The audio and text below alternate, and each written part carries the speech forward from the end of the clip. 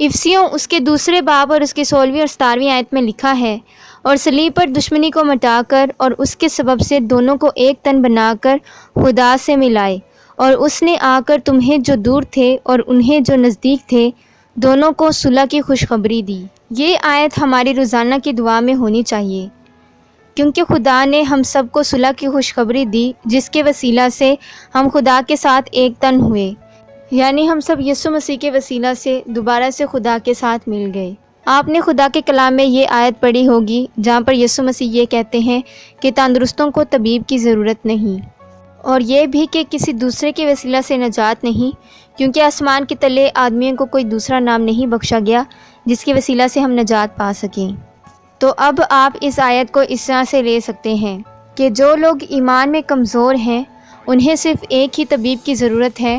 اور وہ نام یسوع المسیح ہے، کیونکہ نجات صرف اسی کے ذریعہ سے ہے۔ اور جیسا کہ مسیح کے کلام میں لکھا ہے، جو کوئی میرے پاس آئے گا اسے میں ہرگز نکال نہ دوں گا۔ اور رومیو اس کے 10ویں باب اور اس کی 12ویں اور 13ویں آیت میں لکھا ہے، کیونکہ یہودیوں اور یونانیوں میں کچھ فرق نہیں، اس لیے کہ وہی سب کا خداوند ہے اور اپنے سب دعا کرنے والوں کے لیے فیاض ہے، کیونکہ جو کوئی خداوند کا نام لے گا نجات پائے گا۔ اب آپ اس چیز کو جان ہی چکے ہوں گے کہ یہاں پر اس چیز کی بات ہو رہی ہے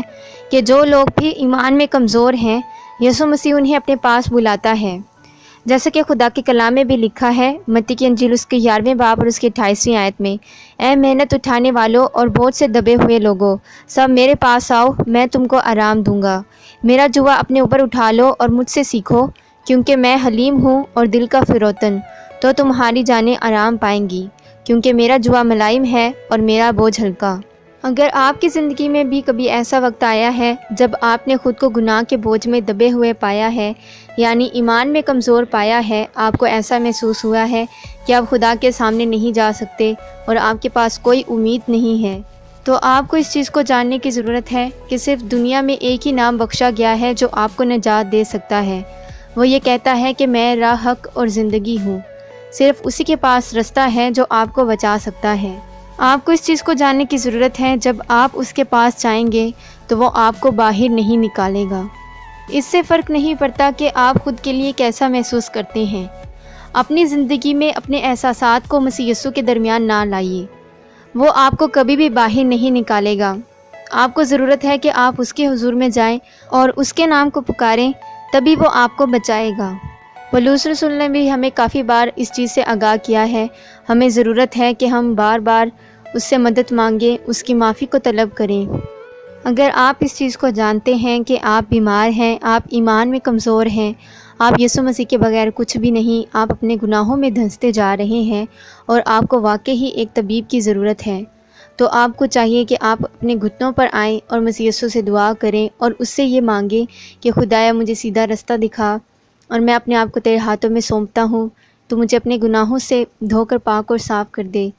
آپ خود سے کچھ نہیں کر سکتے جب تک کہ آپ کے دل میں یہ احساس نہ ہو کہ خدایا میں اکیلے کچھ بھی نہیں کر سکتا اور میں واقعی گناہ میں دھنستا جا رہا ہوں اور مجھے تیری ضرورت ہے۔ آپ خدا سے یہ کہہ سکتے ہیں کہ اے باپ، میرے گناہ میرے بوجھ بن چکے ہیں، ایسا بوجھ جسے میں اور اٹھا نہیں سکتا۔ جب آپ اس چیز کو جان لیتے ہیں کہ آپ گناہوں میں دھنس کر مسیح یسوع سے جدا ہو چکے ہیں، لیکن صرف وہی ہے جو آپ کو آزاد کر سکتا ہے، اور آپ اسی احساس کے ساتھ مسیح یسوع کے پاس جاتے ہیں تو وہ آپ کی مدد کرتا ہے۔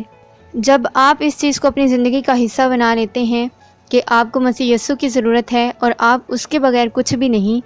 تو اس چیز کو یاد رکھیے کہ خدا اس چیز کا وعدہ کرتا ہے کہ وہ آپ کو کبھی بھی باہر نہیں نکالے گا۔ خدا صرف ان کی مدد کرتا ہے، انہیں اپنی برکات سے نوازتا ہے، یعنی انہیں ہی محفوظ کرتا ہے جو اسے پکارتے ہیں۔ یسوع مسیح اس زمین پر آئے تاکہ ہمیں گناہوں کے بند سے آزاد کر سکے، اور یسوع مسیح نے ہمارا تعلق خدا کے ساتھ جوڑا،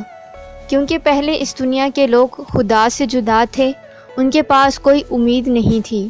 اور جب اس نے اپنا پاک لہو بہایا تو ہمارے درمیان صلح ہوئی۔ پہلے ہم گناہوں کی وجہ سے خدا سے دور تھے، لیکن مسیح یسوع کے خون بہانے کی وجہ سے ہم پھر سے خدا کے ساتھ مل گئے۔ جب بھی پولس رسول نے یہ کہا ہے تم پر فضل ہو یا تمہاری سلامتی ہو، تو یہ خدا کی طرف سے ہے۔ اس دنیا میں رہتے ہوئے شیطان اپنی سلطنت قائم کرنا چاہتا ہے، اور وہ یہ چاہتا ہے کہ ہر ایک مسیح سے جدا ہو جائے۔ اس لیے وہ اکثر الگ الگ طریقوں سے ہم سب پر حملہ کرتا ہے تاکہ ہم ایمان میں کمزور ہو جائیں۔ لیکن جب آپ اس چیز کو یاد رکھیں گے کہ ہاں میں گنہگار ہوں اور خدا مجھے معاف کرتا ہے، اور جب بھی میں اس کے پاس جاؤں گا وہ مجھے باہر نہیں نکالے گا بلکہ مجھے ہمت دے گا تاکہ میں اپنے گناہوں سے دور رہوں۔ اور یہی وہ صلح کا پیغام ہے جسے اپنی دعاؤں میں آپ کو دہرانا ہے۔ اگر آپ میں سے کسی نے چارلس لائٹر کی بک پڑھی ہوگی تو آپ نے یہ کہانی ضرور پڑھی ہوگی جہاں پر وہ دو آدمیوں کا ذکر کرتا ہے۔ ایک وہ آدمی جس کا ایمان کمزور ہے لیکن جس برج پر سے اس نے گزرنا ہے وہ برج کافی شاندار ہے اور کافی مضبوط ہے، اور دوسرا وہ آدمی ہے جس کا ایمان تو مضبوط ہے لیکن جس برج پر سے اس نے گزرنا ہے وہ ٹوٹا پھوٹا ہے، اور جو کوئی بھی اس میں سے گزرے گا تو شاید وہ گر کر مر سکتا ہے۔ جس کا ایمان مضبوط ہے وہ اس برج میں سے بھی گزر سکتا ہے کیونکہ اسے اس بات کا یقین ہے کہ وہ اس میں سے گزر پائے گا،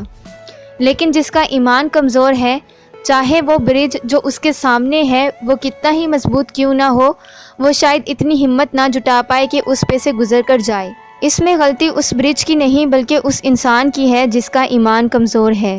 کیونکہ یہ برج بذات خود ہزاروں لوگوں کو اپنے اوپر سے پار کروا سکتا ہے۔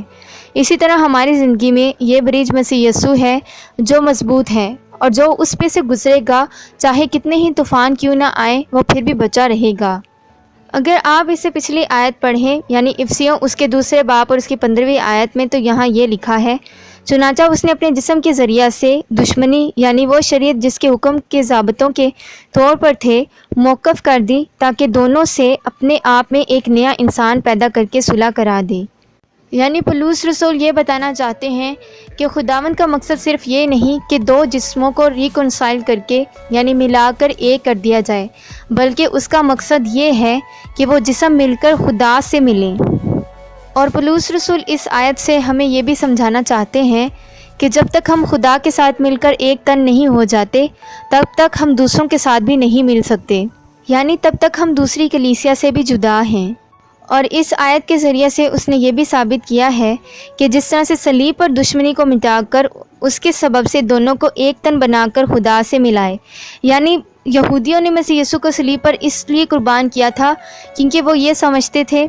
کہ انہوں نے خدا کے حکموں کی نافرمانی کی ہے، اور یہی ان کے درمیان دشمنی تھی، جبکہ خدا نے یہ کہا کہ اے باپ ان کو معاف کر کیونکہ یہ نہیں جانتے کہ کیا کرتے ہیں۔ یعنی پولس رسول اس چیز کو دکھا رہا ہے کہ خداوند یسوع مسیح کے صلیب پر چڑھائے جانے کے وسیلہ سے ہم سب خدا کے ساتھ امن میں ہیں، اور اس نے اس دشمنی کو ختم کر کے صلح قائم کی ہے۔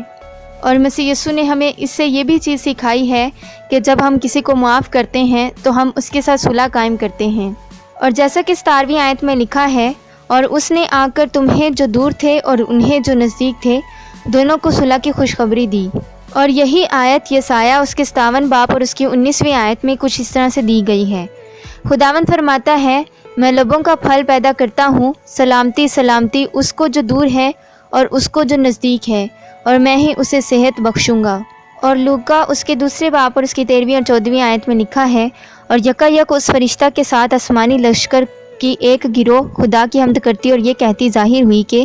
عالم بالا پر خدا کی تمجید ہو اور زمین پر ان آدمیوں میں جن سے وہ راضی ہے صلح۔ اسی طرح یوحنا کی انجیل اس کے 14ویں باب اور 27ویں آیت میں لکھا ہے، میں تمہیں اطمینان دیے جاتا ہوں، اپنا اطمینان تمہیں دیتا ہوں، جس طرح دنیا دیتی ہے میں تمہیں اس طرح نہیں دیتا، تمہارا دل نہ گھبرائے اور نہ ڈرے۔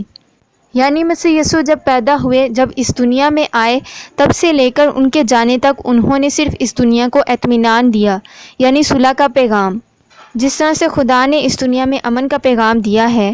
چاہے ہم اس سے دور تھے چاہے ہم اس کے نزدیک تھے، تب بھی اس نے امن کے پیغام کو اس دنیا میں پھیلایا۔ بالکل ویسے ہی خدا یہ چاہتا ہے کہ ہم اس کے ساتھ امن میں رہیں اور اس دنیا میں امن کو قائم رکھیں۔ آج کے کلام کے وسیلہ سے خداوند ہم سبھی کو برکت دے، آمین۔